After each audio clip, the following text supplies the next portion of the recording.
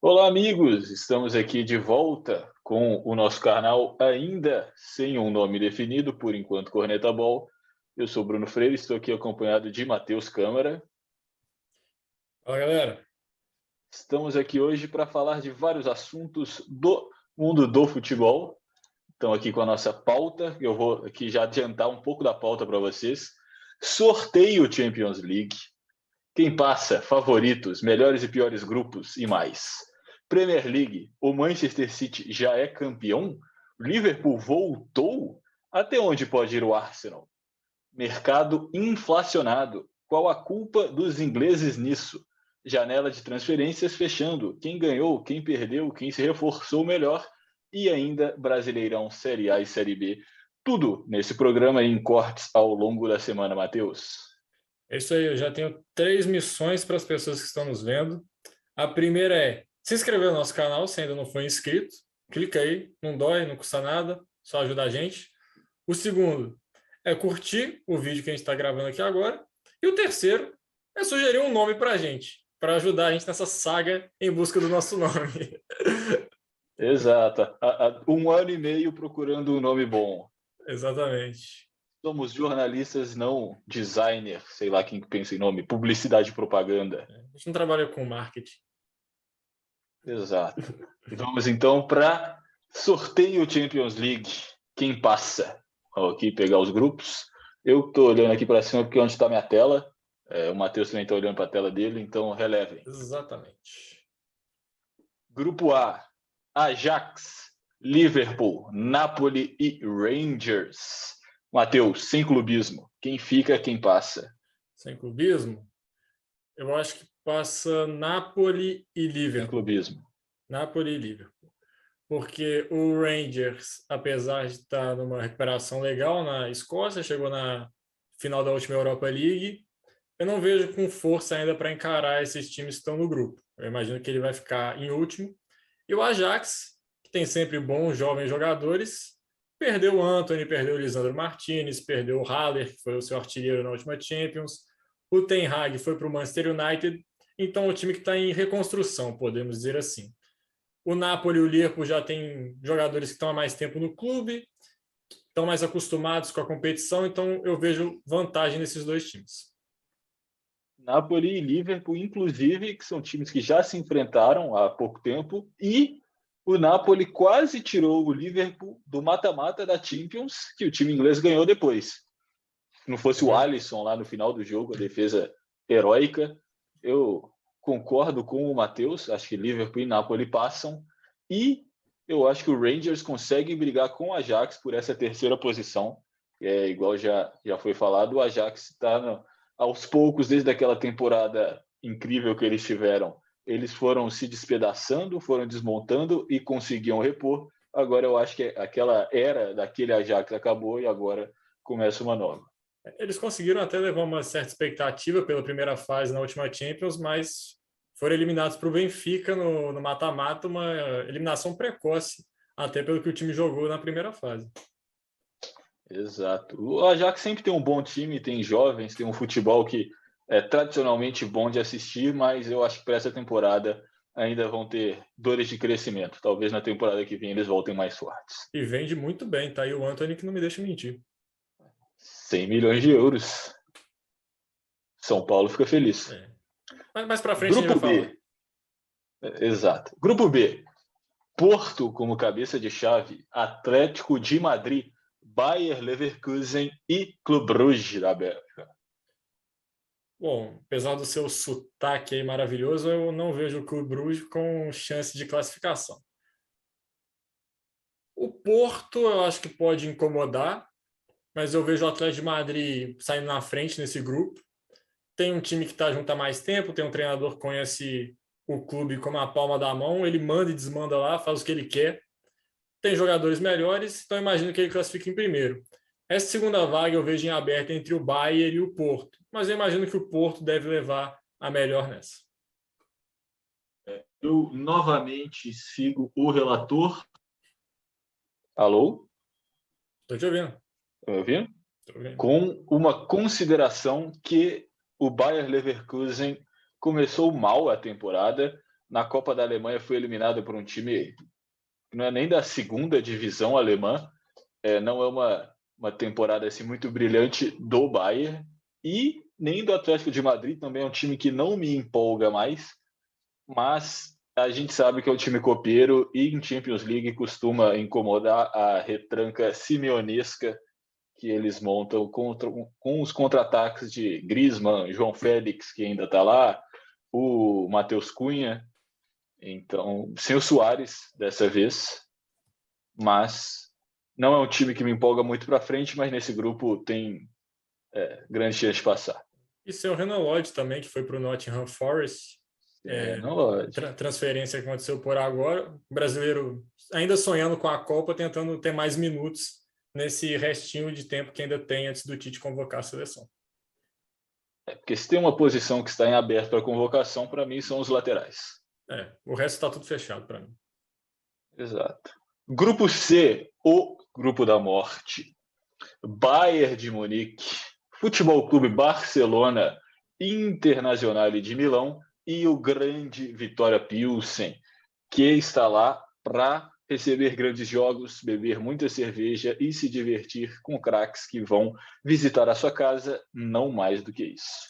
Para mim é 100% aí, Vitória Pilsen, 18 pontos, todos os jogos de goleada, e aí eles caem da cama, acordam do sonho e descobrem que estão perdendo de 9-0 pro Bayern de Munique. O derby da cerveja, né? Munique contra Pilsen. Pois é. Acho que talvez a única coisa que seja equilibrado nesse confronto. Mas é um grupo interessante. O Bayern e o Barça que tem se enfrentado bastante num histórico recente da Champions. Se a gente pegar pelos últimos 10 anos, a gente tem vários confrontos marcantes. Tem aquele que, para mim, marca a queda do Barcelona muito dominante, que o Bayern mete 4-0 na Alemanha e 3-0 na Espanha. Aí o Barcelona responde, dando a volta por cima daquele 3-0 com o show do Messi, que ele, para mim, faz um dos gols mais bonitos da carreira dele, que ele desmonta o Boateng e dá uma cavadinha com o pé ruim no Neuer, faz um tremendo golaço. Messi não tem pé ruim. Esse é um bom ponto. O pé menos bom do Messi, vamos corrigir aqui. E depois o Bayern dá o troco, ganha de 8-2 do Barcelona, e eles se enfrentaram na última fase de grupos, onde o Bayern amassou o Barcelona, um time que não tinha condição de estar entre os grandes, algo que eu acho que mudou de figura nessa temporada com a chegada de jogadores, com a chegada do Xavi, e eu imagino que Bayern e Barça passam nesse grupo, mas a Inter é bem capaz de fazer um jogo duro, já que tem o Lukaku de volta, que parece que não gosta muito da Premier League, mas da Série A ele gosta bastante. Acho que ele se sente em casa na Inter, pode voltar a fazer muitos gols, e é um time que pode complicar, como complicou para o Liverpool na última Champions. Foi um jogo bem mais difícil do que se esperava, quase que eles conseguem levar para uma prorrogação, mas eu acho que os dois times estão à frente da Inter nesse momento. Exato. Toda a sorte que sobra em sorteios para Manchester City e Real Madrid falta para a Inter, que mais uma vez está num grupo onde ela não é favorita a passar. E o jogo Barcelona e Bayern de Munique, além do que você falou, ainda tem mais fator Lewandowski, por exemplo, que deixou o Bayern para o clube catalão e ainda teve aquela alfinetada do técnico do Bayern de Munique perguntando como que um time sem dinheiro consegue gastar tanto em contratação, mostrando que ele não tem o menor conhecimento do que é o futebol brasileiro, que eu nunca vi um time com dinheiro, né? Todos os times não têm. Mas eu acho que nesse momento o Bayern é mais time, está há mais tempo o grupo jogando junto, mas perdeu talvez um dos 3 pilares desse time, que era o Lewandowski. Tem que ver como que eles vão se organizar sem um centroavante de referência, provavelmente o Mané de falso 9, mas aí tem que mudar o estilo de jogo. E o Barça muito reforçado para essa temporada, o Xavi ainda começando o trabalho, não me espantaria uma vitória para cada lado. Eu tô com você nessa. Eu imagino que nós teremos lei do ex nesse jogo. Foi uma saída bem conturbada do Lewandowski, apesar de toda a história que ele teve lá no Bayern. Esse final foi bem complicado. Mas eu vejo talvez o Bayern, como você falou, um time um pouco mais pronto por estar junto há mais tempo. esse Barcelona é um time que tem muito potencial, mas não me surpreenderia se ele tivesse um apagão em um desses jogos, talvez um empate com a Inter, ou empatar com o Bayern em casa, talvez que isso custe a primeira colocação do grupo. Exato. O Bayern, que eu sempre gostei de fazer aquela analogia de uma máquina. Parecia que todas as engrenagens funcionavam, rodavam e do nada você estava assistindo o jogo, o Bayern tocando a bola e gol. Chegava no Lewandowski, a bola entrava, parecia que jogava sem fazer força. Tem que ver como que eles vão conseguir encaixar isso agora com o Mané. E Grupos... só pode falar. um detalhe sobre o Bayern, que eu acho que é um time que tem algumas coisas a provar nessa Champions, porque ele ganhou a Champions 3 temporadas atrás, que foi a do Super Agosto, mas foi uma Champions um tanto quanto atípica. Os times ficaram 3 meses sem fazer nada, eles ficaram treinando, o Bayern pôde se preparar de uma forma um pouco melhor que seus adversários, já que a situação da Alemanha estava melhor que os outros países naquele momento. Então, eu acho que o Bayern ganhou aquela Champions, até porque outros times fortes também já tinham caído antes do Super Agosto, e porque ele teve uma preparação mais forte, e pelo formato do torneio também, eram jogos únicos, e acho que isso favoreceu um pouco o Bayern nesse momento. Acho que esse time tem coisas a provar nessa temporada. Até porque ganhar o Campeonato Alemão e a Copa da Alemanha já Significa não nada. serve de nada. É uma temporada ruim para o Bayern, uma temporada que eles ganham apenas esses 2 títulos. E foi Grupo... até vexatório eles caírem para o Villarreal da forma que caíram, né? Cair para o Villarreal de qualquer forma seria vexatório para o Bayern de Munique. Daquela forma foi ainda pior. Vamos agora para o primeiro grupo da Europa League, que eles estão chamando de Grupo D da Champions, que é Eintracht Frankfurt, Tottenham Hotspurs, Sporting Clube de Portugal e Olympique de Marseille. Eu já adianto aqui que se o Tottenham não passar nesse grupo, é para fechar as portas do clube. O Tottenham é o primeiro clube da história que conseguiu se eliminar de todas as competições europeias, Champions, Conference e Europa League. Está na história. Vamos ver o que o Frankfurt vai arrumar, já que ele teve aquela invasão no Camp Nou na temporada passada na Europa League, é o atual campeão da Europa League. Mas eu não vejo um time forte bastante para encarar o Tottenham, que tem o Antônio Conte, que é um dos melhores treinadores da Europa. O problema dele é o relacionamento, não consegue fazer trabalho de longo prazo, mas ele é um técnico realmente muito bom. Eu imagino que o Tottenham passe em primeiro. E eu vejo o Frankfurt nessa luta com o Sporting um pouco à frente. Depende. Temos rumores de Cristiano Ronaldo pisando novamente no Sporting antes do fim da janela. Aí muda completamente. Aí isso aconteceu, o Frankfurt dançou, né? Vamos falar Tchau. a verdade.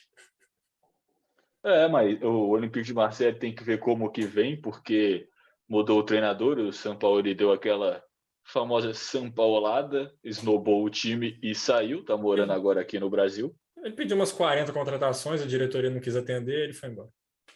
Trouxeram só 25, para ele é pouco, tem que ter mais.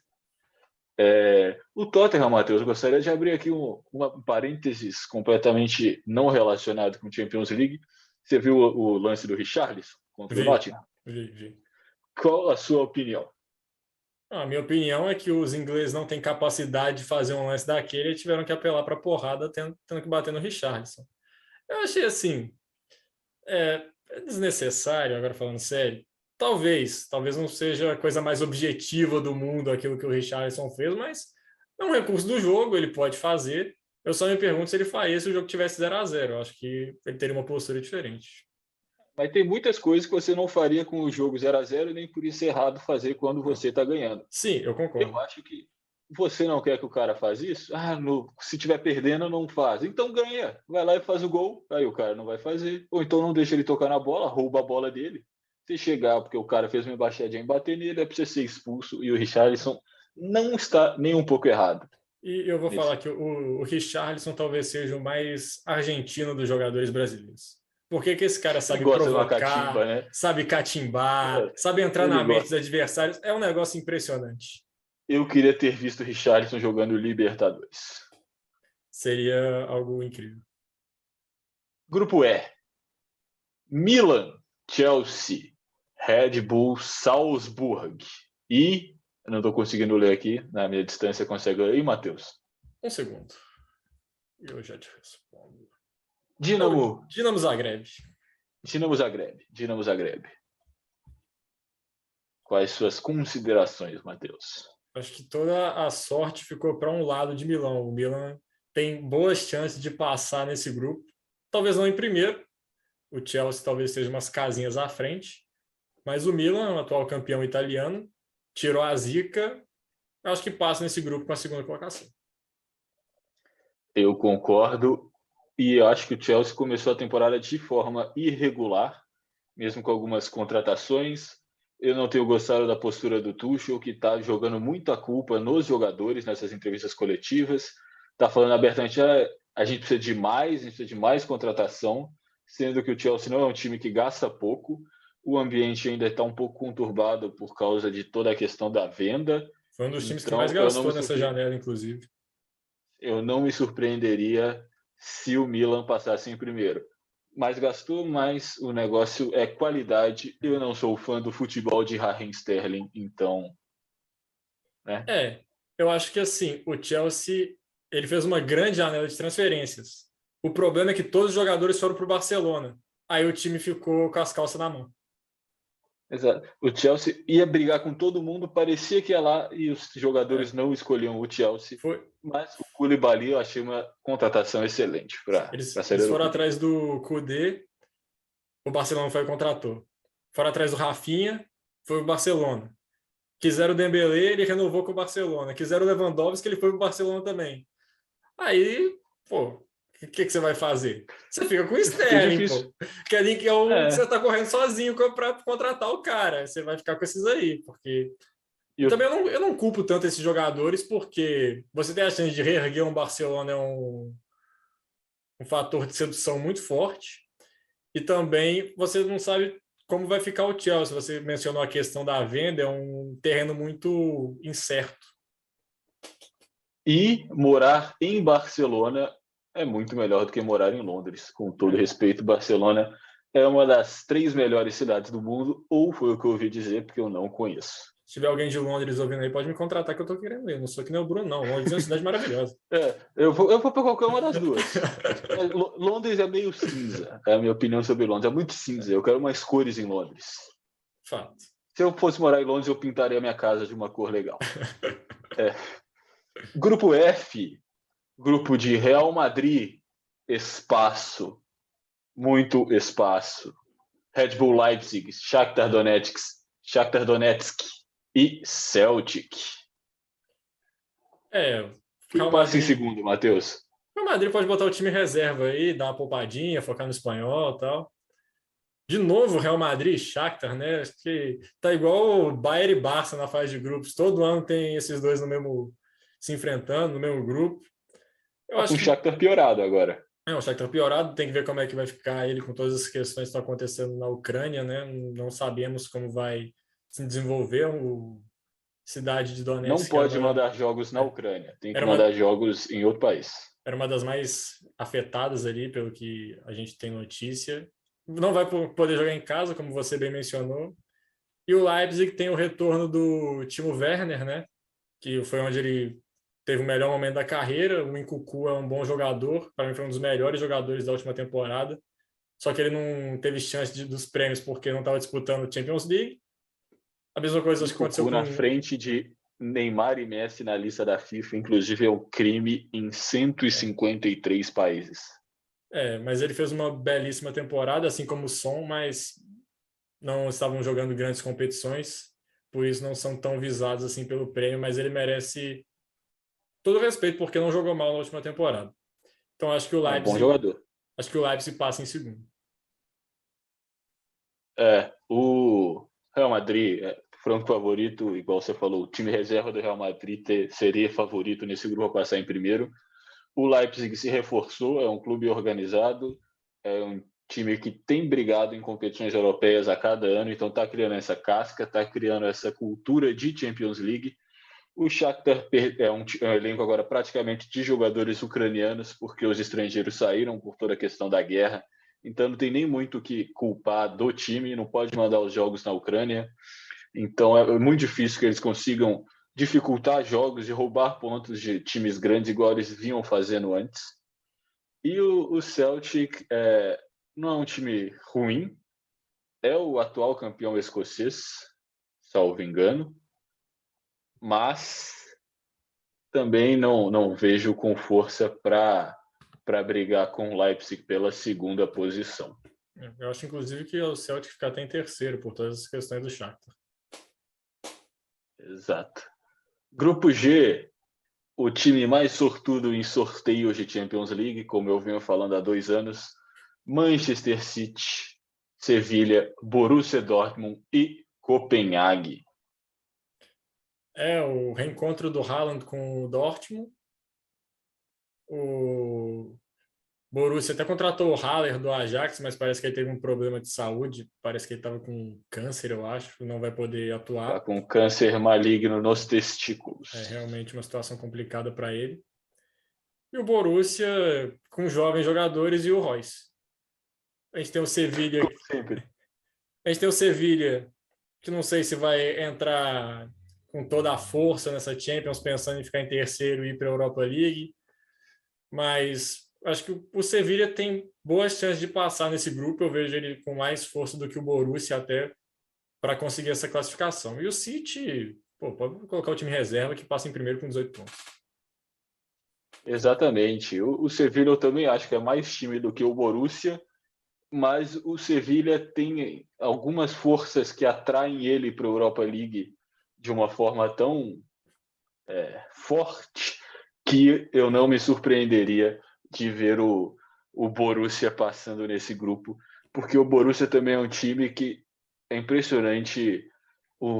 Os olheiros do Borussia mereciam um aumento, não sei quanto eles ganham, mas o que esse time consegue achar de jovens promessas ao redor do mundo é uma coisa assim que eu acho que só ele e o Ajax têm esse poder de captação assim de jovens jogadores e ainda põe para jogar. E tem o Royce lá, que saudável, é um excelente jogador, tem experiência, já chegou numa final de Champions League, então não é um time fácil de se enfrentar de nenhuma forma, principalmente em Dortmund. Eu colocaria também os times portugueses nessa lista aí de conseguir captar bons jogadores. A gente vê o Sporting, o Porto, o Benfica sempre com bons jogadores e eles vendem esses jogadores muito bem. Para esse exemplo, o Luiz Dias agora no Liverpool, o Davi Nunes, o João Félix mais tempo atrás. Então, é que só fazer esse parênteses. Os times de Portugal, acho que a captação deles é muito forte aqui na América do Sul. O Borussia eu acho que é mais global. Uhum. Talvez na América do Sul os times de Portugal sejam mais fortes, mas se a gente for analisar tudo, eu acho que é do Borussia. E o Borussia também tem uma questão que é um time caótico, no sentido que você nunca prevê o que vai acontecer no jogo do Borussia. O Borussia pode fazer uma goleada pode fazer 5 gols, ele pode tomar 4 gols, pode estar ganhando, faltando 2 minutos para acabar e tomar 2 gols, tomar a virada, igual aconteceu agora no campeonato alemão. Então é um time completamente imprevisível. Pode fazer 5 gols, pode tomar 5 gols a qualquer momento do jogo. E isso há muito tempo. Não tem nada a ver com jogadores, treinador, alguma coisa que tem lá que faz essas partidas mágicas acontecerem com frequência.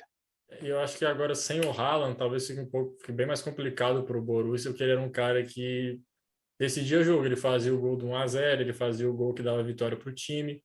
Sem esse cara, talvez as coisas fiquem mais complicadas para o Borussia nessa Champions. Sim. Apesar de que eu quero ver mais uma temporada do Bellingham, que é um jogador jovem que tem muita bola. Tem o Malen também, que veio da Holanda, que é um bom atacante, que era reserva do Haaland, que também é um jovem. Uhum.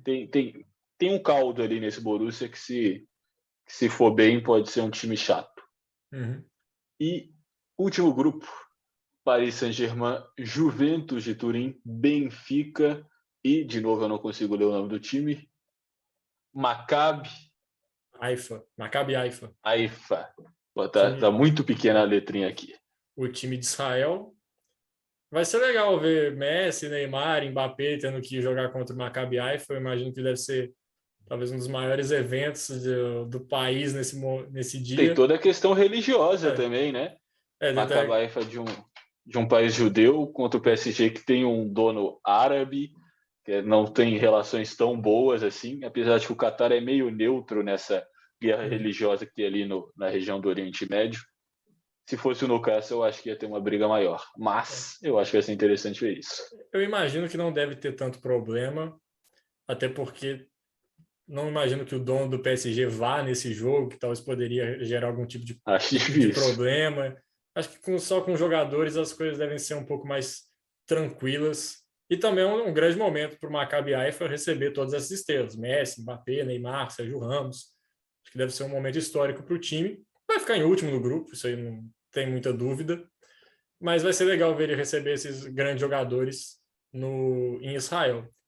Eu acho que o PSG passa em primeiro nesse grupo, com a Juventus logo atrás. Juventus reforçou bem nessa janela, já tinha contratado o Vlahovic na última temporada, que é um bom atacante.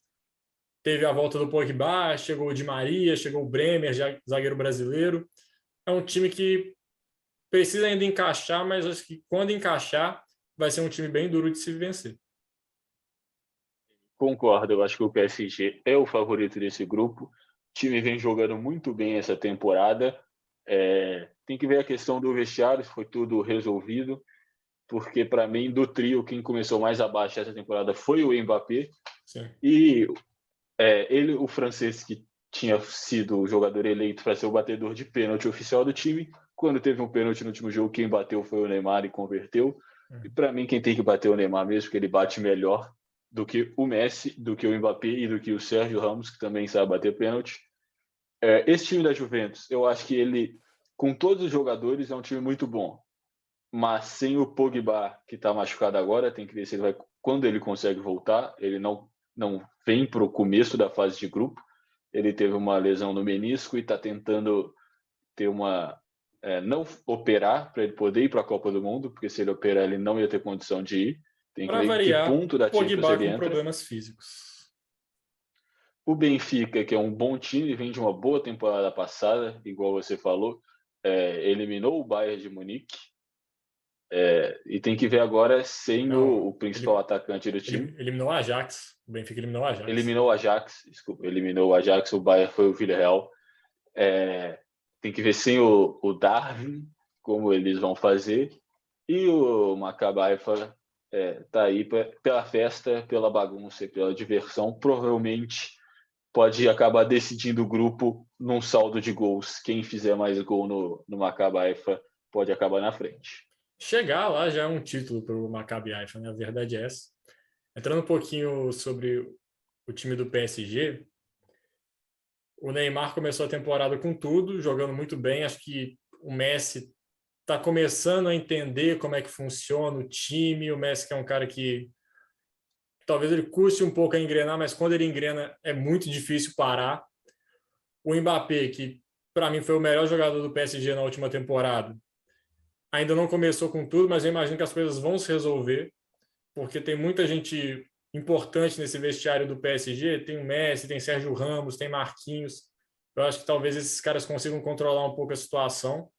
Eu imagino, né? Porque o PSG a gente nunca sabe, mas se encaixar esse time do PSG é um dos mais fortes que tem pelos nomes e pelo que vem jogando também. É um time que parece que vai encaixar nessa temporada. Matheus, quero saber então de você, 2 favoritos para a Champions League, para ganhar.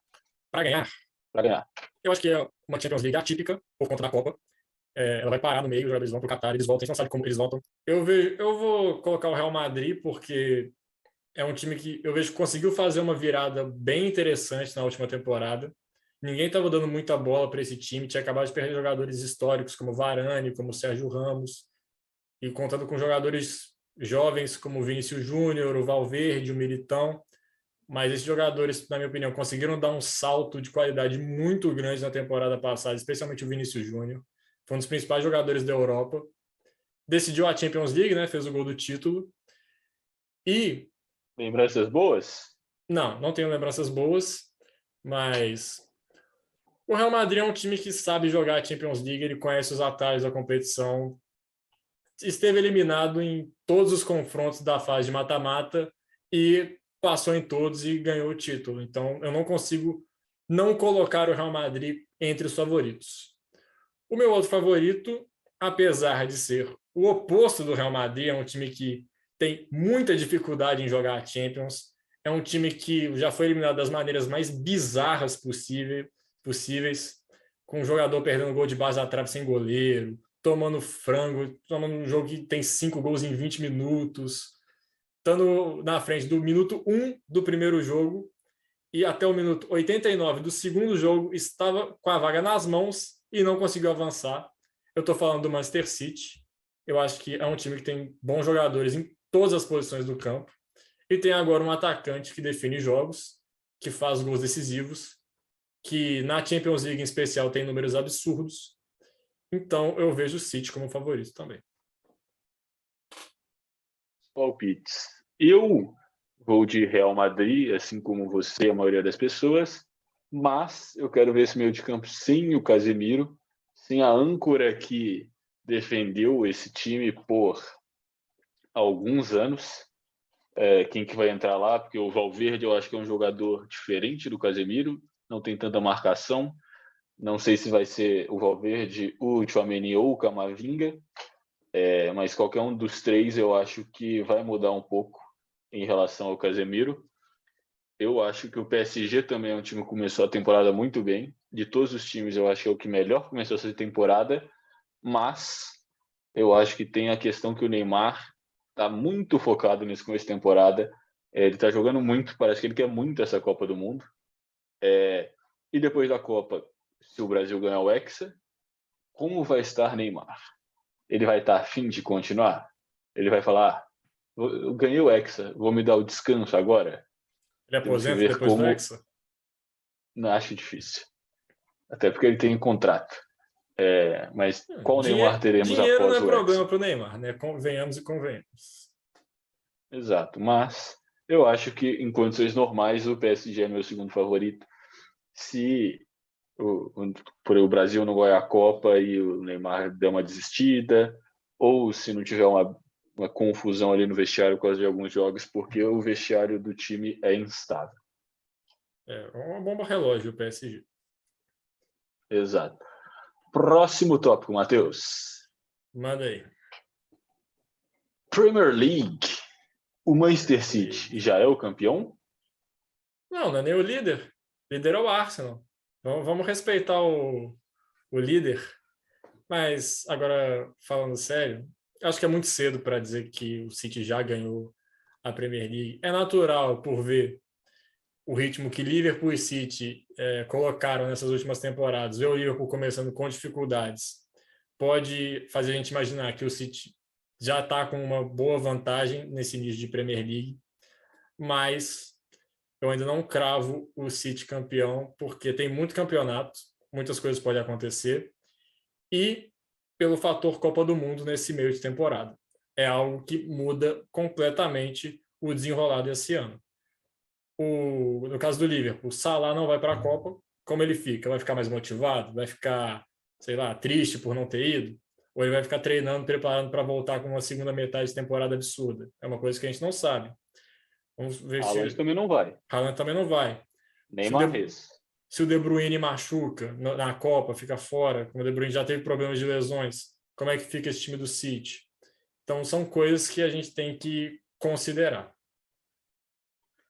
Eu acho justo o que você disse. Se você me perguntasse, talvez na rodada passada, eu estaria um pouco mais otimista para o título do Manchester City, mas eu acho que o Newcastle mostrou uma coisa que essa temporada tem mais times com capacidade de tirar pontos de Manchester City e Liverpool. Eu acho que o Newcastle montou um elenco muito forte. O Arsenal também vem muito bem para essa temporada. Tem que ver até quando o time vai aguentar, porque em questão de elenco é mais fraco. Sim. Mas o time titular é muito bom também, o trabalho da Arteta é bom. Tem o Tottenham, que sempre complica contra o City, principalmente, mas também tem condições de ganhar do Liverpool. O Manchester United, qual Manchester United vai ser? O que vai acontecer? Já ganhou do Liverpool, inclusive. O Chelsea também, apesar de irregular, num bom dia pode ganhar de qualquer um desses. O Crystal Palace é um time que gosta de dificultar também. Então, acho que essa temporada a Premier League tem mais times capazes de tirar ponto desses dois. Por isso, eu não cravo que o City já ganhou. Mas eu acho que lá na frente, talvez essa bobeada do Liverpool nas primeiras rodadas pode custar caro se o campeonato for decidido iguais nos últimos anos. Também, assim, tem muito campeonato e eles ainda se enfrentam 2 vezes, né? Então, olhando para esse Exato. confronto, o Liverpool depende só de si. Matheus, após a partida contra o Bournemouth, o Liverpool voltou? Eu acho que voltou a confiança, coisa que estava faltando para esse time do Liverpool. Mas eu acho que não é nem tanto, não é nem 8 nem 80. Não é porque o time empatou as 2 primeiras e perdeu para o Manchester United que era tudo acabado, que tinha que mudar tudo. E não é porque ganhou de 9-0 que está tudo uma maravilha, que o Liverpool não precisa de reforços, que está tudo bem. Então, assim, o Liverpool, eu acho que as coisas vão melhorar para o Liverpool. Tem vários jogadores para voltar. Thiago, Matip, Diogo Jota, acho que são jogadores que têm condição de serem titulares desse time do Liverpool, que estão fazendo falta. Eu imagino que o Liverpool volta à confiança, mas ainda precisa ficar alerta com alguns pontos. Uma partida, inclusive, completamente atípica nesse 9-0. O Salah, por exemplo, não fez nenhum gol e não deu nenhuma assistência. E, Matheus, Firmino, 2 gols, 6 assistências. Darwin Núñez, quando voltar da suspensão, volta no banco? Ele tinha roubado a vaga titular. Eu acho que tem que voltar, porque ele foi muito irresponsável no lance da expulsão dele, deixou o time na mão. Eu imagino que ele deve ter alguma punição, entre aspas, para o Darwin Núñez. Ele entrou bem no jogo contra o Fulham, fez um gol, deu uma assistência meio que sem querer, mas deu assistência.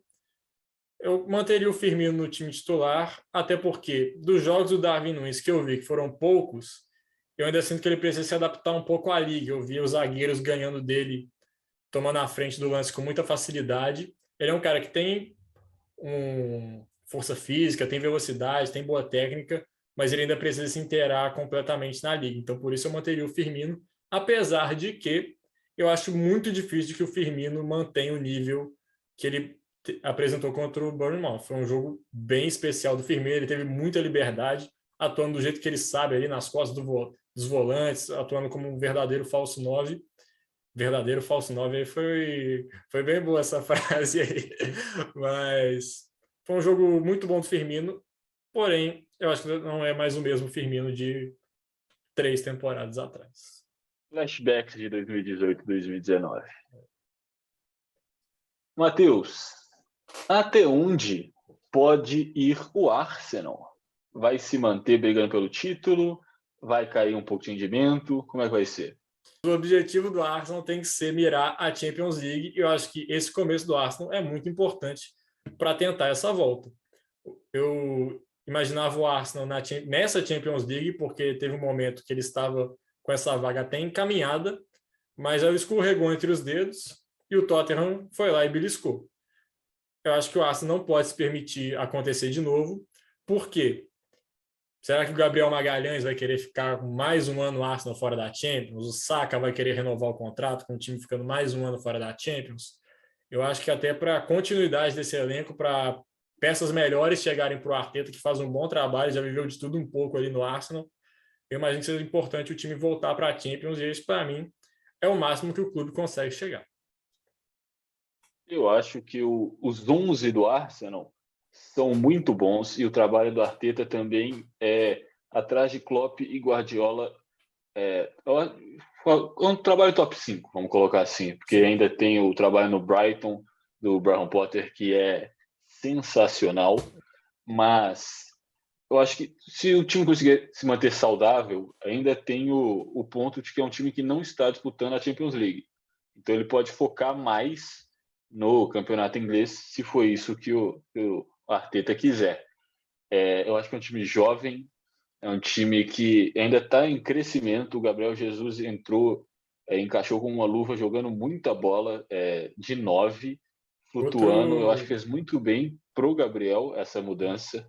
Outro que muda de time logo antes da Copa, buscando mais minutos. Exato, e conseguindo ir mostrando o porquê ele ainda merece ser convocado, está fazendo gol, fazendo assistência, criando jogadas. O Martinelli também, com um bom começo de temporada, uma coisa que se criticava muito do Martinelli é que ele criava jogadas e não conseguia fazer gol. O O rei do Martinelli tem quase. vários quase golaços na carreira dele. Parece, ó, já fez o gol dele, já está melhorando. O Odegaard, também com um bom começo de temporada. O Xhaka, que ninguém mais esperava nada, se reencontrou, parece, nesse meio-campo do Arsenal.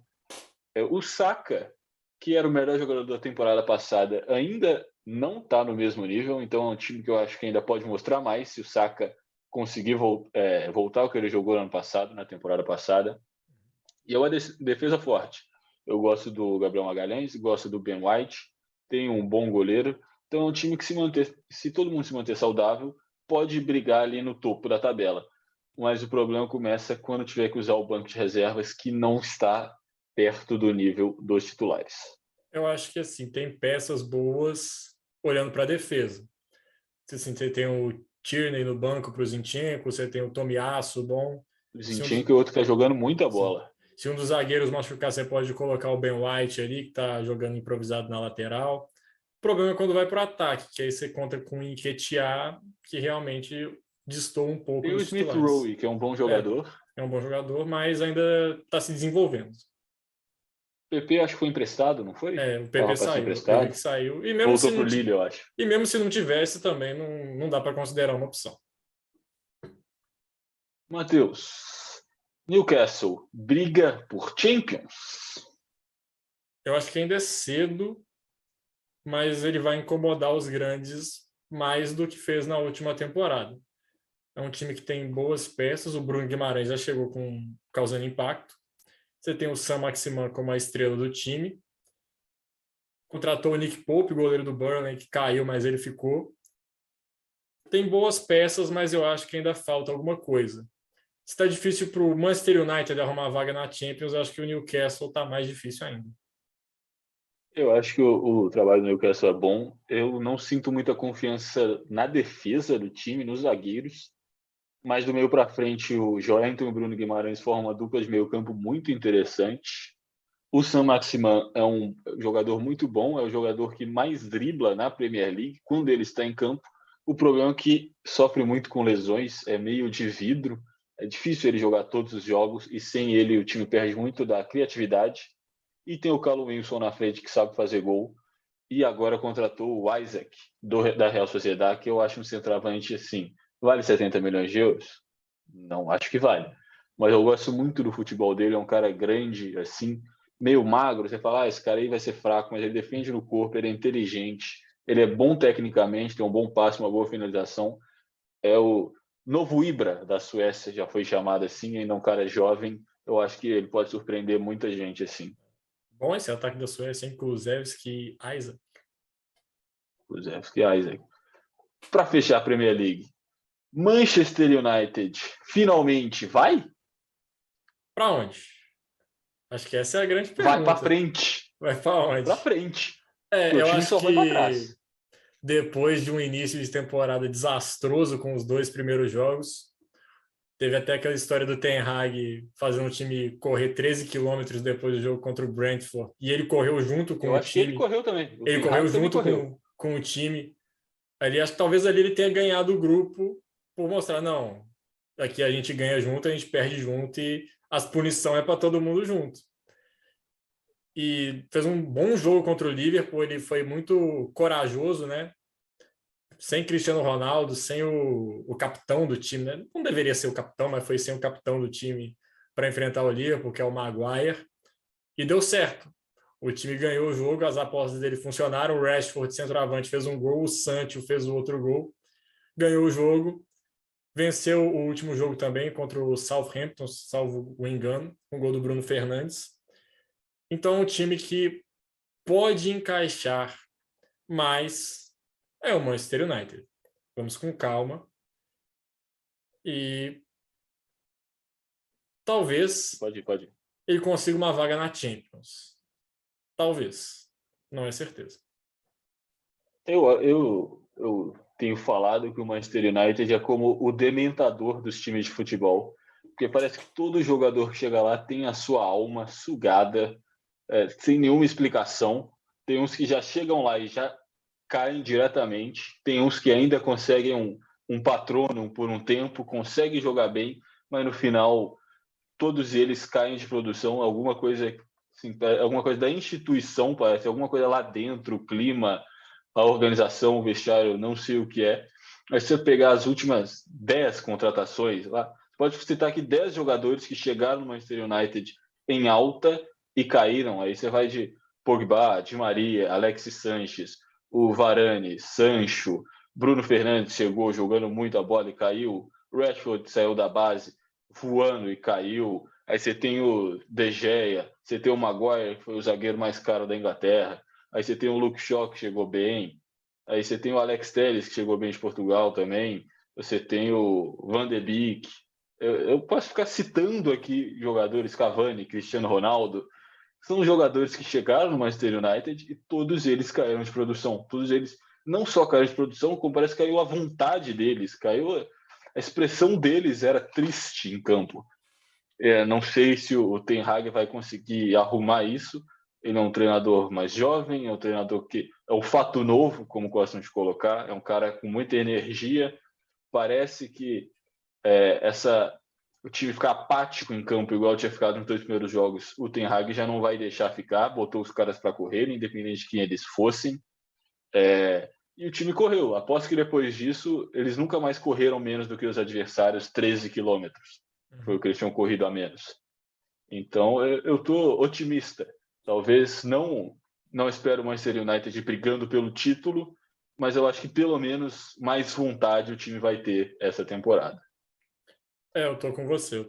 Acho que o United teve algumas peças interessantes chegando também, o Lisandro Martinez, o Eriksen, o Antony, que chegou agora. Talvez a gente possa discutir um pouco os valores que o United paga nos jogadores, que eu considero um valor exagerado, mas... Casemiro também. Acho que esses caras para organizar o time. Esses caras podem chegar e dar um up de qualidade no United.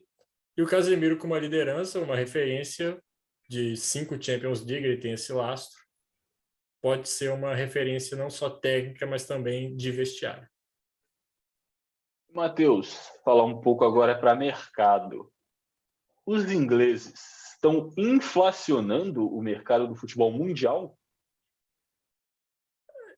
Difícil. 70 milhões no Isaac,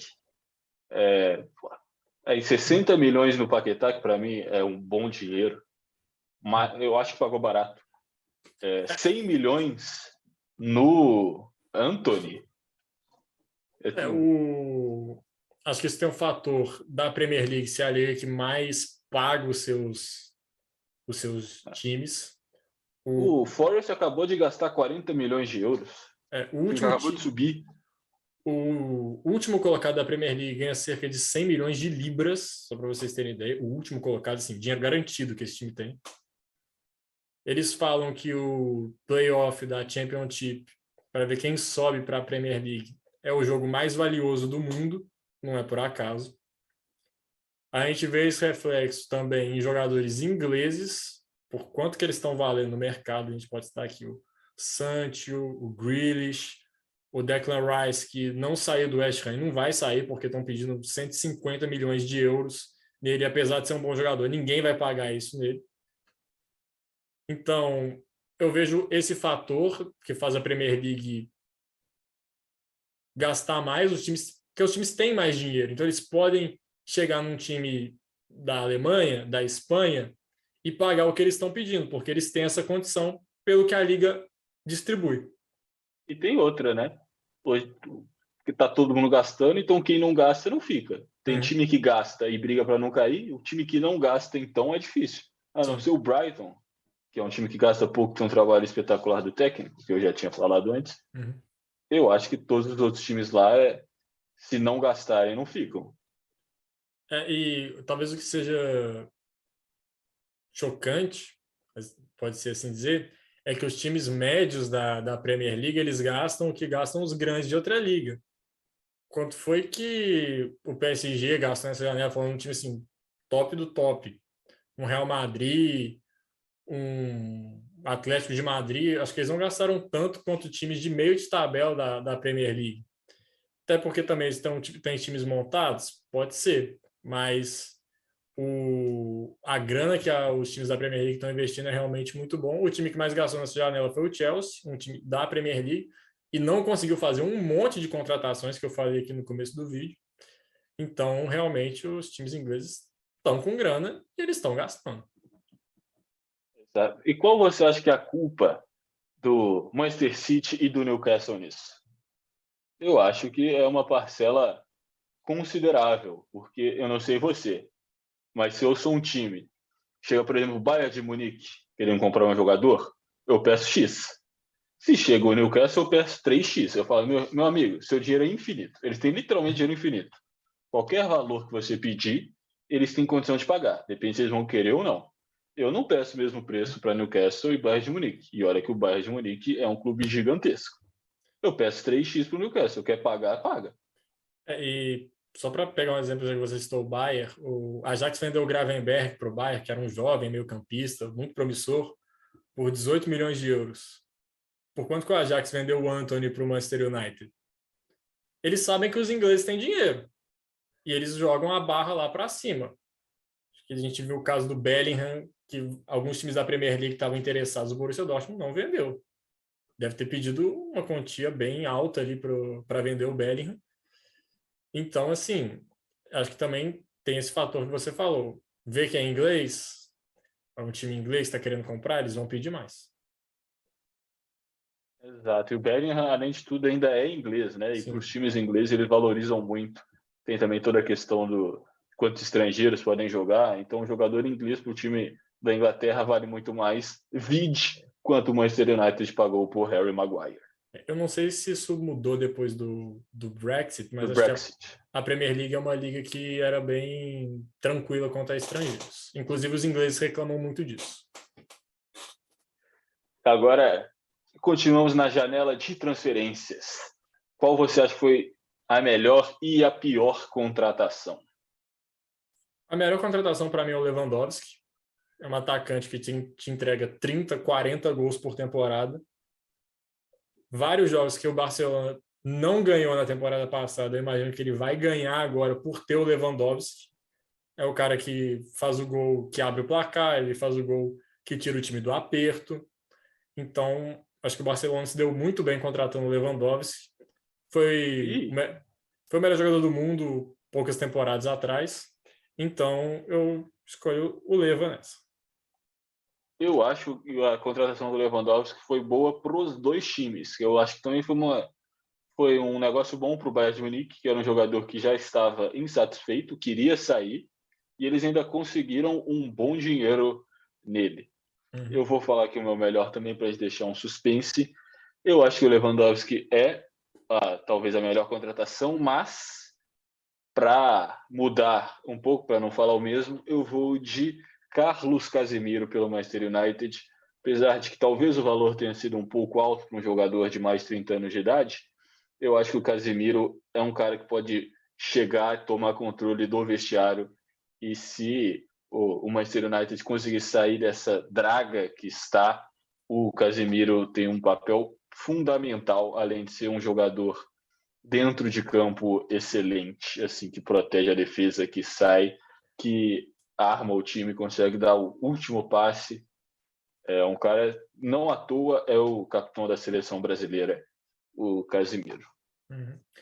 A minha pior, tive até dificuldade para pensar, porque a gente viu pouco dos jogadores em campo. Eu pensei, vou falar o Christensen, que eu acho que é um cara que não vai jogar no Barcelona. Tem o Araújo lá, chegou o Koundé, tem o Eric Garcia, o Piqué, o Mingueza, então não vejo o Christensen com tanto espaço. Mas foi uma contratação a custo zero, né? Então não vai fazer tanta diferença assim para o Barcelona. Eu vou filosofar um pouquinho aqui, que eu acho que uma transferência, que eu até entendo, achei uma transferência ok, mas por toda a história que tinha no clube, era um jogador histórico, tinha sido campeão da Premier League com esse clube, eu acho que ele não deveria ter saído. Eu vou de Schmeichel. Eu imaginava o Schmeichel encerrando a carreira no Leicester. Também. Eu vou novamente diferente, alguém que a gente já falou aqui. Eu não gostei da contratação do Sterling. Eu acho que é um jogador rápido, ágil, que peca muito em passe, peca muito em finalização. Ele é um cara que é para ser um grande driblador, mas eu não consigo ver ele assim. Eu acho que ele tem alguns números inflados. Às vezes a gente olha para o número de gols, por exemplo, que ele marcou, porque o jeito de jogar do Manchester City muitas vezes iam laterais ou marrês para a linha de fundo e cruzavam uma bola rasteira para o meio da área, que o Sterling estava lá dentro da pequena área, debaixo do gol, que é sem goleiro, com goleiro vendido, e ele só empurrava. Ele fez muitos gols assim e perdeu gols assim, inclusive em Champions League, confrontos importantes, perdeu gol assim contra o Liverpool. É um cara que eu acho bem superestimado, e ainda mais pelo valor que o Chelsea pagou. Eu não entendo essa contratação do Sterling. Eu acho que eles estavam assim, a gente não consegue contratar ninguém que a gente quer, a gente tem que dar alguma resposta para o torcedor que já está apreensivo por causa da venda do Abramovich, dessa pressão. Quem que a gente contrata? Toma, tem que gastar dinheiro, vai no Sterling.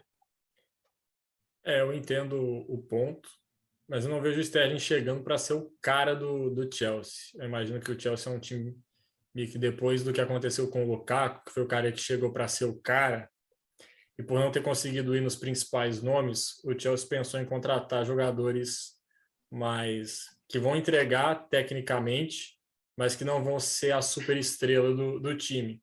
O Chelsea ganhou a Champions League desse jeito, não tinha nenhuma super estrela, tanto é que a gente tinha até dificuldade para elencar qual que era o melhor jogador daquele time. Na minha opinião, foi o Mason Mount. Fez uma temporada muito boa. E eu imagino que o Chelsea vai desse jeito de novo. Mas eu não acho que o Sterling era essencial para esse time. Eu acho que o que Também, ele faz, o Pulisic poderia fazer. também acho que não. Agora, último tópico, último tema com alguns tópicos. Brasileirão, Campeonato Brasileiro, confrontos da Copa do Brasil. Eu vou pegar aqui para eu poder falar com mais certeza aqui para eu não cometer algum erro. Flamengo e São Paulo, 3-1 no primeiro jogo para o Flamengo. Matheus, qual o cenário para o segundo? Flamengo. O São Paulo até Flamengo? conseguiu. O São Paulo até conseguiu fazer um jogo bom no Morumbi, mas perdeu de 3-1 em casa. Não vai ganhar de 3-0 no Maracanã, venhamos e convenhamos. O São Paulo conseguiu apertar o Flamengo, conseguiu pressionar, conseguiu criar algumas chances, mas pecou na finalização. Outras pararam no Santos, o goleiro do Flamengo, que eu acharia muito legal ver ele jogando no Santos. Acho que seria uma coisa bem legal. Só que esse time do Flamengo, tudo tá dando certo. O Dorival conseguiu dar jeito nesse time. E o São Paulo tá capengando, chegou até onde deu nos mata-matas, tá vivo na Sul-Americana, tá vivo na Copa do Brasil. O brasileiro tá empurrando com a barriga. E é bom abrir o olho, porque senão a zona de rebaixamento já tá chegando mais perto. Mas não tem como pro São Paulo nessa. Eu acho que o São Paulo, inclusive, jogou bem melhor do que o Flamengo nesse jogo. Foi coisa de mais de 20 finalizações, enquanto o Flamengo chutou 4. Só que as 4 do Flamengo foram 3 gols. E aí matou o confronto nessa. É o que diz Dominique Toretto no filme Velozes e Furiosos. Quando você pisa no pescoço do tigre, ou do leão, agora eu não lembro qual felino, você não pode tirar o pé do pescoço. Você tem que matar ele. Porque no momento que você tirar o pé do pescoço, ele vai te dar o bote e você morre. E ao Eu acho que é contrário isso que do aconteceu com o São que Paulo. e ao contrário do que alguns pensam, o gol não é só um detalhe. Exato. E sobre o que você falou do Santos, eu gostaria de ver ele nos rivais de São Paulo do Santos. Já pensou a torcida do Corinthians gritando Santos, Santos? A torcida do Seria São Paulo, do Palmeiras? seria Seria muito engraçado. mais legal. E acho que ele fez a diferença no confronto. O que foi no gol do Flamengo ele pegou, o que foi no gol do São Paulo o Jandrei não conseguiu defender. Exato. Fluminense e Corinthians 2-2 no primeiro jogo. Eu acho que esse é um confronto bem mais equilibrado. O Fluminense é mais time no sentido da palavra time, tem mais conjunto. Eu acho que é mais bem treinado do que o Corinthians. Só que o Corinthians tem jogadores melhores. e decide em casa. Acho que talvez pode pesar um pouco a favor do Corinthians. Mas eu estou torcendo muito para o Fluminense. Acho que tem alguns jogadores ali que merecem um grande título. O caso do Nino, o caso do André, que é um volante que surgiu ali na base. O Ganso, para marcar essa retomada de bom futebol que ele está tendo com o Diniz. O Cano também acho que merece um grande título. O próprio Fernando Diniz, ele merece um título para consolidar a carreira dele, já que é uma coisa que as pessoas pegam muito no pé dele. Então, eu vou torcer para o Fluminense. Mas se eu tivesse que apostar dinheiro, acho que eu talvez colocaria no Corinthians por decidir em casa. Eu acho que o Diniz faz o segundo ou terceiro melhor trabalho do Brasil nesse momento. Esse time do Fluminense, pelas peças que tem no começo do ano, ninguém via brigando para uma semifinal de Copa do Brasil e na terceira posição do Campeonato Brasileiro. Eu acho que é mais time do que o Corinthians. Perdeu a oportunidade de, em casa, abrir uma vantagem, porque o Corinthians achou assim 2 gols, o Fluminense foi superior na partida. Mas, diferente de você, eu acho que o confronto também na Arena Corinthians está aberto. É óbvio que o Corinthians vai ter a força da torcida. É um time que, como mandante, é muito forte, igual a gente viu contra o Atlético Goianiense.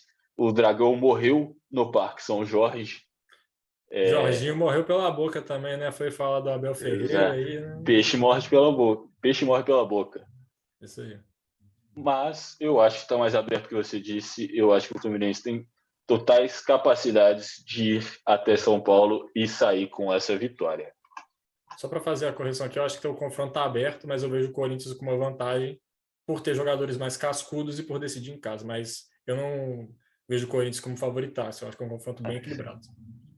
Eu acho que o trabalho do Diniz é melhor do que o do Vitor Pereira, apesar de que eu acho que o trabalho do Vitor Pereira é subestimado. Eu Esse acho time que do Corinthians também está brigando em várias frentes, apesar de não desempenhar o melhor futebol do mundo. É um time muito competitivo. eu acho que o Diniz faz o segundo melhor trabalho do futebol brasileiro, atrás do Abel Ferreira. Exato, empatado com o Dorival.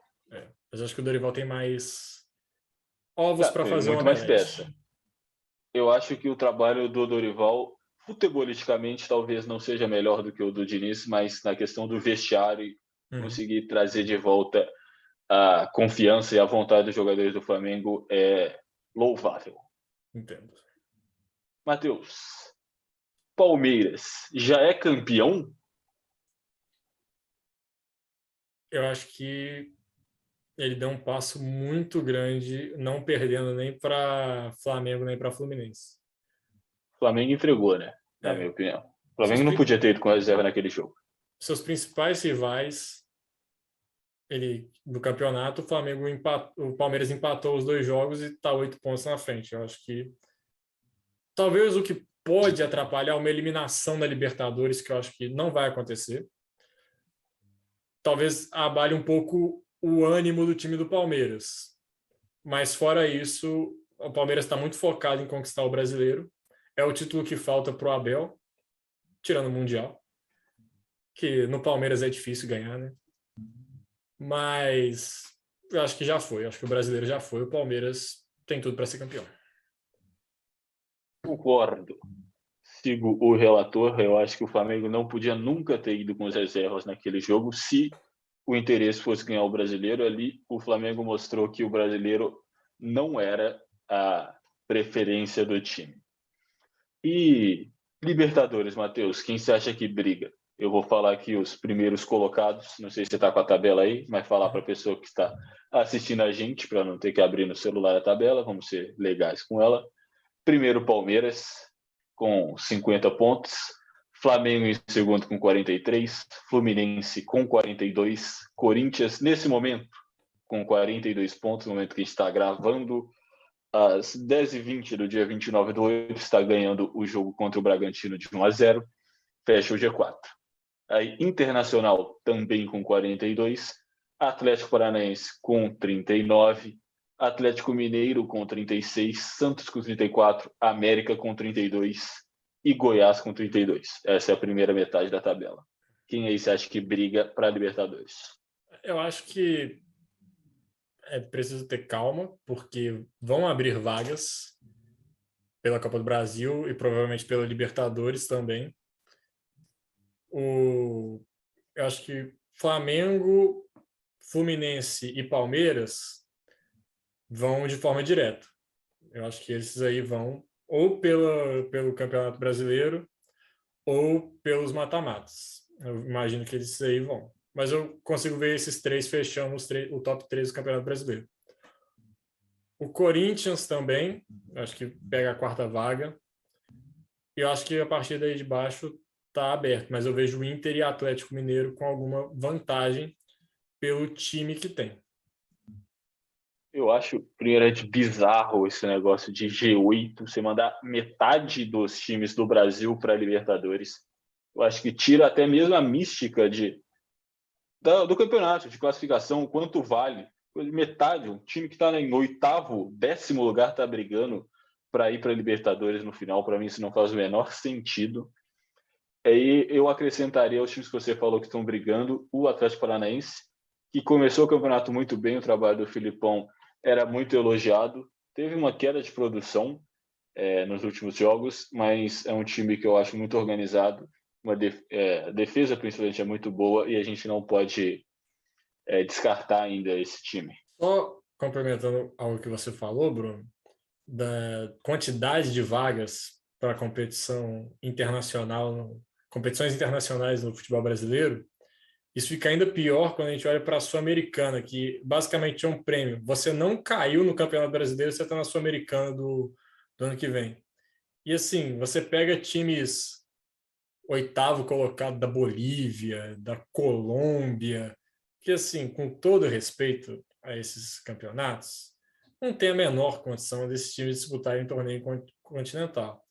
O Fluminense meteu 10-1 em um time na Sul-Americana esse ano e ainda assim ficou fora. É algo completamente bizarro. Para mim, no máximo 6 vagas por país. No máximo, máximo, máximo. Eu colocaria 4 no Campeonato Brasileiro, mais uma na Copa do Brasil. Outra, talvez 5 no Campeonato Brasileiro, assim, no máximo. 4 diretas e uma para Eu pré-Libertadores. gostava do G4, G4, Copa do Brasil e uma para pré-Libertadores, no máximo. Isso, no máximo. E a gente está vendo um reflexo disso, porque como o Brasil tem maior poder aquisitivo do que os seus colegas de continente, está virando uma Copa do Brasil a Libertadores. Exatamente. E eu acho que o time que ficou em oitavo no Campeonato Brasileiro, o time que ficou em primeiro, tem um desnível muito grande. São times em prateleiras diferentes, não estão no mesmo nível. Eu até discuti isso no Twitter, no começo da Libertadores, que eu falei. O América não deveria ter jogado a Libertadores desse ano. Foi legal para o torcedor do América ver o time dele na Libertadores? Cara, deve ter sido o máximo, deve ter sido uma das maiores experiências para o torcedor do América. Mas se a gente for analisar friamente, o América não deveria ter jogado a Libertadores. Eu acho que uma história como a do Fortaleza da temporada passada, que ficou em quarto no Campeonato Brasileiro, fez uma campanha absurda e foi para a Libertadores em quarto, isso sim é algo que deve ser lembrado, é algo que merece palmas, que merece um prêmio de ir para uma competição internacional. O América ter ficado em oitavo, nono no campeonato passado, não merece prêmio de ir para a Libertadores. Com todo respeito ao América, não falo isso porque eu odeio o América, não é nada disso. É porque o nono colocado no campeonato nacional não merece vaga em competição internacional. O ponto é esse. Justo. E na briga pelo Z4, Matheus, temos neste momento Juventude na lanterna com 17 pontos, Atlético Goianiense com 22, Avaí com 23, Cuiabá com 25, Curitiba com 25, Ceará com 27, Botafogo com 27 e São Paulo com 29.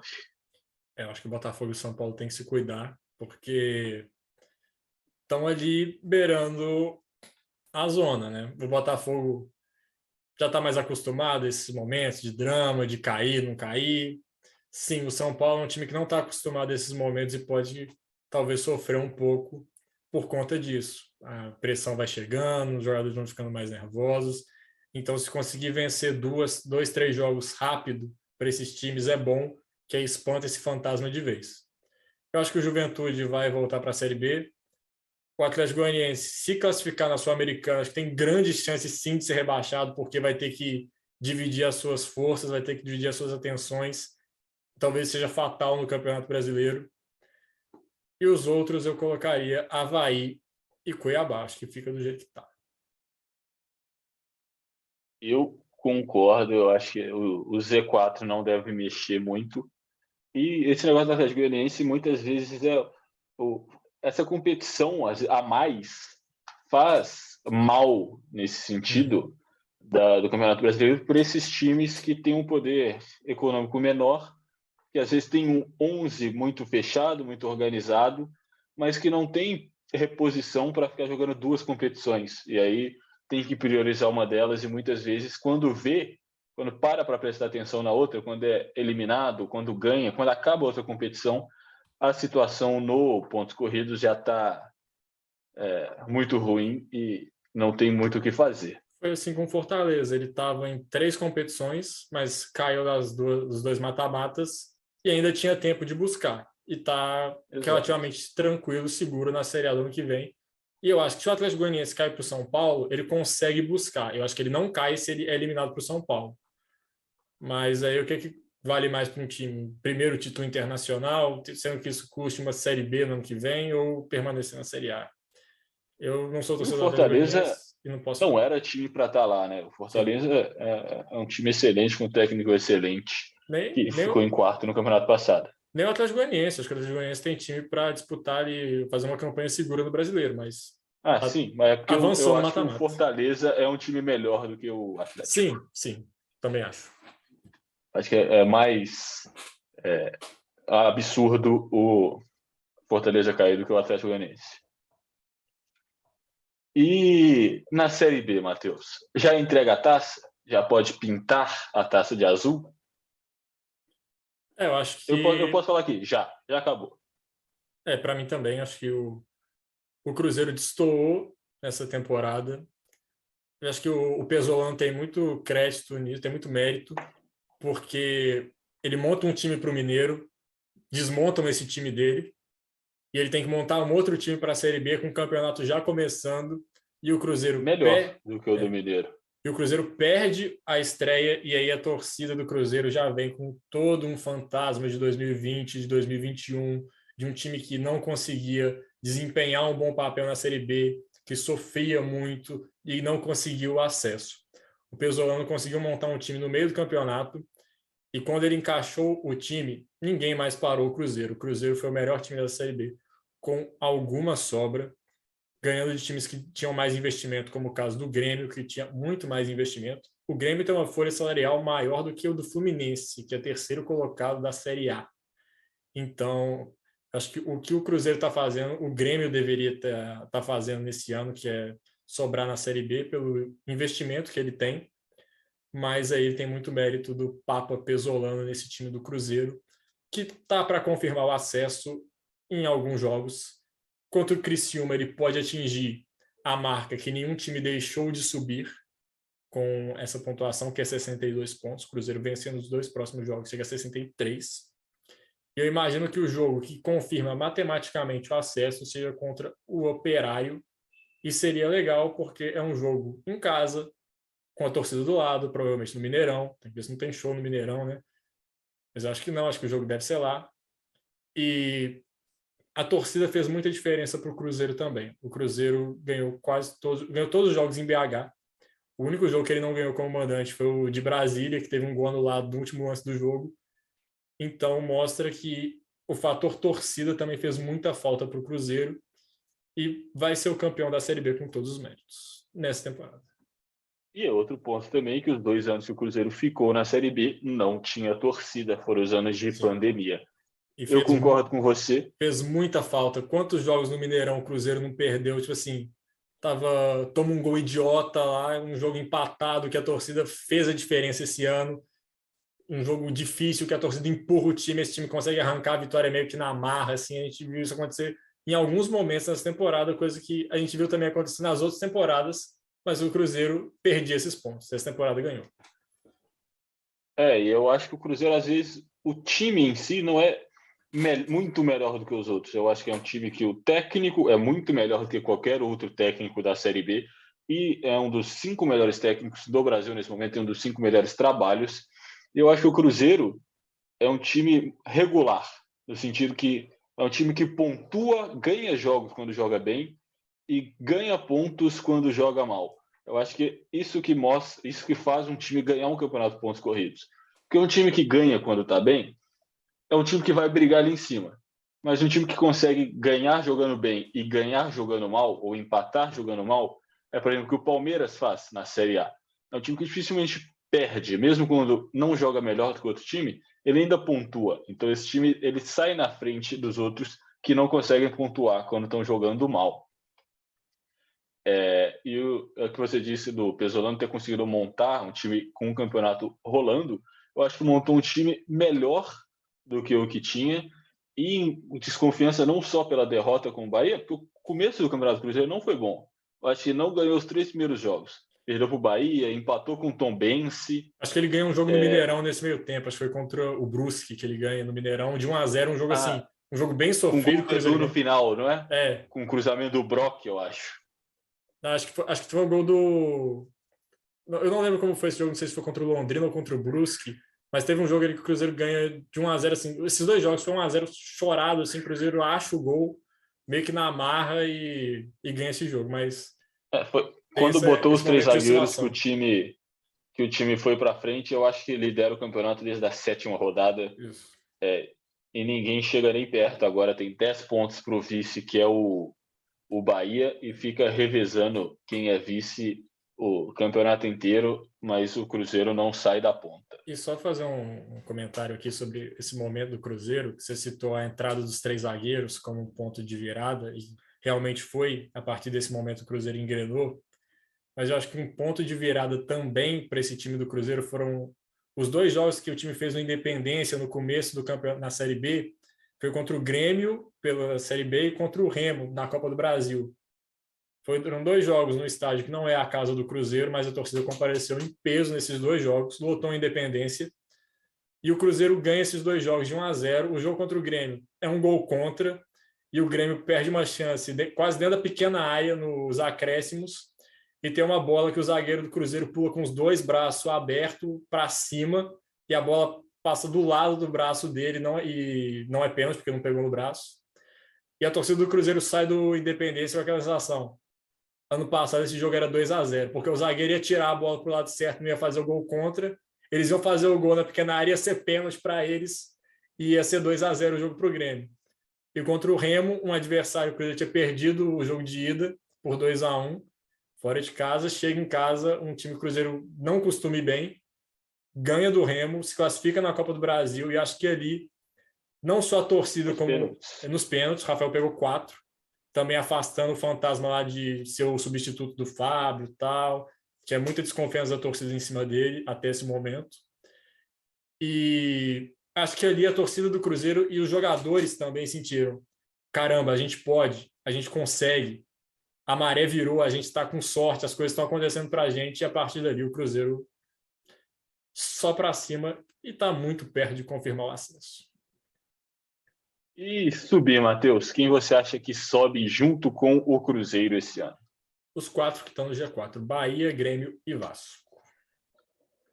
Eu concordo, muito mais pela falta de capacidade dos outros times do que pelo bom ponto, porque eu esqueci a palavra agora. Desempenho desses times. Desempenho, isso. Muito mais pela falta de desempenho dos outros do que pelo bom desempenho desses 3 times que você falou, que são times que bobearam o campeonato inteiro, perdem pontos bestas, adoidado. O Grêmio perdeu contra um time que estava no Z4, com um jogador a mais, tomando 2 gols do goleiro deles.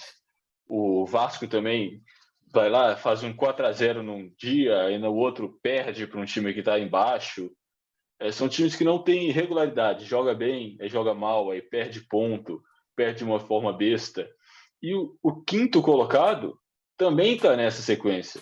Se eu não me engano, teve um período, até umas 3, 4 rodadas atrás, que o time que ficou em quinto colocado não ganhou o jogo por 12 rodadas seguidas. Então, o quinto colocado ficou 12 rodadas sem ganhar. Independente de quem fosse, eles não conseguiam ganhar o jogo.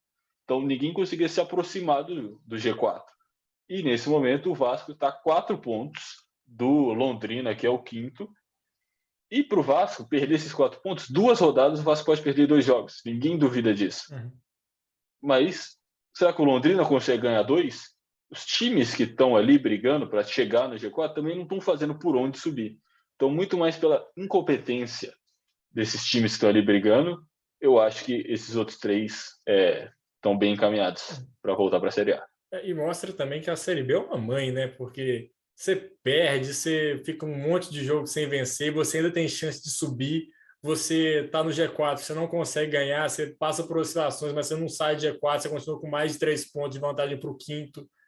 O Cruzeiro de 2021, assim, brigando para não cair, ainda tinha chance de subir, era uma coisa bizarra. O quanto que esse campeonato oferece chances repetidas vezes aos times que estão disputando ele, porque é um torneio onde todo mundo tira ponto de todo mundo. É muito imprevisível. Exatamente. Não. Tirando que o Cruzeiro provavelmente 99,998% de chance de subir e 99, alguma coisa por cento de chance de ganhar, os outros 19 times dessa competição são muito irregulares. Pode acontecer qualquer coisa. Sim. Então, é isso. Você tem alguma consideração final, Matheus, essa volta do canal Corneta Ball, por enquanto ainda sem nome? Consideração surgiram nomes. Essa é a minha consideração que eu fiz no início, eu refaço aqui. Se inscreva no canal, deixa o like no vídeo e comenta aqui, a gente falou de muita coisa. E sobre futebol, todo mundo tem uma opinião, eu sei que você tem alguma sobre o que a gente falou, então comenta aqui embaixo. Exatamente. Deem sugestões também, a gente está testando esse novo formato, que a gente vai fazer um vídeo grande, depois tentar alguns cortes, para ir postando mais ao longo da semana. Vamos gravar ainda mais vezes essa semana. Se você quer algum outro tema, algum outro esporte, que a gente fale de mais alguma coisa, dê sua sugestão aqui nos comentários, ajuda a gente a trazer um conteúdo melhor para vocês. É isso, muito obrigado pela sua companhia até aqui e até uma próxima. Valeu, galera. Falou.